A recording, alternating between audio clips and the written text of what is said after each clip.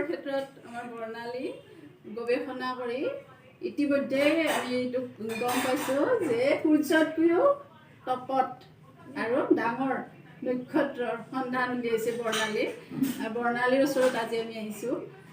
বৰ্ণালী, তাৰ পিছৰ কথাখিনি যে সূৰ্যতকৈও উত্তপ্ত 8টা নক্ষত্ৰ ন আৰু ডাঙৰ 8টা নক্ষত্ৰৰ সন্ধান তুমি পাইছিলা, তাৰ পিছৰ পৰ্যায়টো কি? মই প্ৰথমতে সেই তৰাকেইটা মানে ঠিক তৰাকেইটা আমি আৱিষ্কাৰ কৰা নাই বুলি আগৰ পৰাই জানো। তৰাকেইটাৰ পৰা এইটো যে বিশেষ ৰেডিঅ' তৰংগ সিহঁতে নিৰ্গত কৰে সেইটো মই আৱিষ্কাৰ কৰিছিলোঁ। সিহঁতে এইটো বিশেষ ধৰণৰ ধৰ্ম যে আছে সেইটো মোৰ আৱিষ্কাৰ আছিলে আৰু সেই ধৰ্ম থকাৰ কাৰণে সিহঁতক এই মেইন ছিকুৱেঞ্চ ৰেডিঅ' পালচিমিটাৰ সেই মানে সেই তৰাবিলাকৰ ভিতৰত সেইবিলাকক অন্তৰ্গত কৰা হৈছিলে। তো সেইটো আছিল মোৰ আৱিষ্কাৰটো।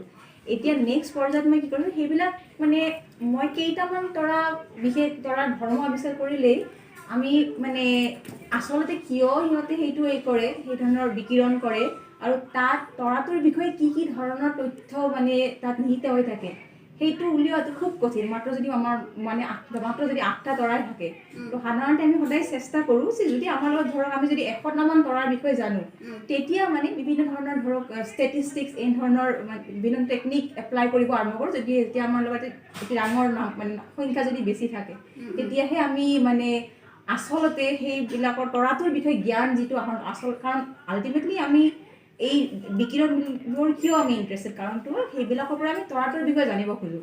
সেই পৰ্যায়লৈকে যোৱাৰ কাৰণে মানে তাৰ কিনো প্ৰক্ৰিয়া চলি আছে, কিহৰ কাৰণে তৰাটো এইটো কৰি আছে, সেইটোৰ কাৰণে আমি এটা ডাঙৰ এটা চেম্পলৰ দৰকাৰ হয়। এতিয়া মই নেক্সট এতিয়া প্ৰথমে মই যিটো দেখুৱালোঁ সেইটো হৈছে যে এই যে ৰেডিঅ' তৰংগ বিকিৰণ কৰিব পৰা যিটো ক্ষমতা এইটো খুব মানে এই তৰাবিলাকৰ বেছিভাগেই কৰিব পাৰে, সেইটো মই কাইণ্ড অফ এটা ছাৰ্ভে কৰি দেখুৱালোঁ। তুমি চেম্পল কিহৰ কৰিছা? চেম্পল সেইটো কি হয় চেম্পল? সেইটো মানে মই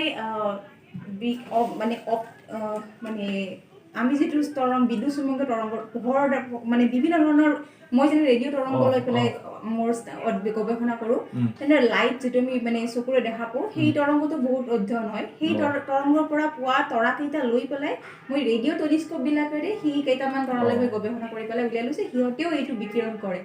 তাৰ পৰা আমি যিটো জানিব পাৰিলোঁ যে এইটো আচলতে প্ৰথমে বহু বছৰ ধৰি প্ৰায় 20 বছৰ ধৰি এটা ৰহস্য আছিলে কিয় এই ধৰণৰ তৰা খুব বিৰল।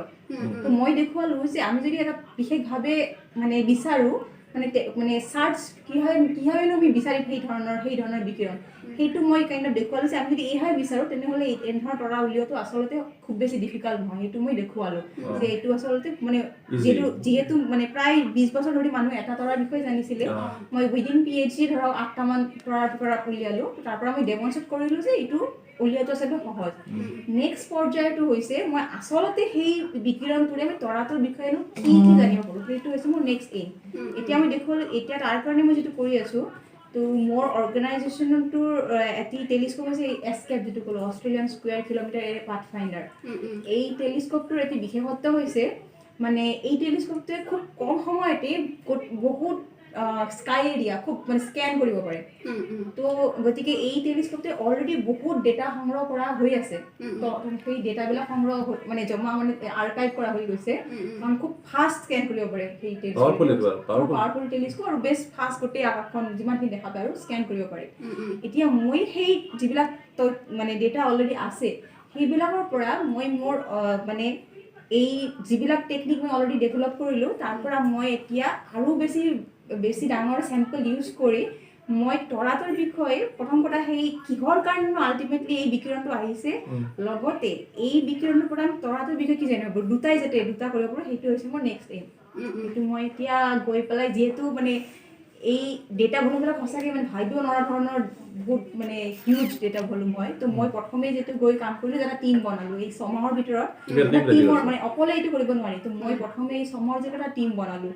টিম বনাই পেলাই এতিয়া মানে তাৰ মানে এইবিলাকো শিকিব লগা হৈছে, মেনেজমেণ্ট শিকিব লগা হৈছে, মেনেজমেণ্ট লিডাৰশ্বিপ চলোৱাৰ কাৰণে কি ভাবেনো মিটিং অৰ্গেনাইজ কৰিব লাগে, মিটিঙত সেই এজেণ্ডাবিলাক আগৰ পৰা ঠিক কৰা, মানে কাৰণ সকলোৰে সময় খুব কম কম। তো 1 ঘণ্টা এটা মিটিং ফিক্স কৰাটোৱে খুব টান কাৰণ চবেই কোনোবাই আছে কানাডাত কোনোবাই আছে আমেৰিকাত কোনোবাই আছে সিডনীত মই আছো পাৰ্থত সকলোৰ টাইম জোন বেলেগ বেলেগ তো তাৰ ভিতৰতে 1 ঘণ্টা এটা পোৱা আৰু সেই 1 ঘণ্টাৰ ভিতৰত মেক্সিমাম ভাৱে আমি প্ৰডাক্টিভ কৰিব পাৰো তাৰ কাৰণে আগৰ পৰা কিমান বেছি যে মানে এখন মিটিঙৰ কাৰণে যি আয়োজন কৰিছে তেওঁক যে আগতেকৈ কিমান মানে প্ৰস্তুতি চলাব লগা সেইটো মোৰ নতুন এক্সপিৰিয়েঞ্চ হ'ল আৰু মানে সেই এজেণ্ডাবিলাক ছেট কৰা লগতে ভবা যে কোনটোৰ কাৰণে কিমান সময়নো দিম নহ'লে বহুত মিটিঙৰ টাইম মেনেজমেণ্টটো খুব ডাঙৰ এটা হয় সেইবিলাক মানে মেনেজমেণ্টৰ দিশটো মই এতিয়া মানে শিকিব লগা হৈছে তো এতিয়া এই ছমাহত মই মূলতঃ কাইণ্ড অফ এই টিম ফৰ্মেশ্যন কামটো হৈ গ'ল তো এতিয়া মই প্ৰথম মানে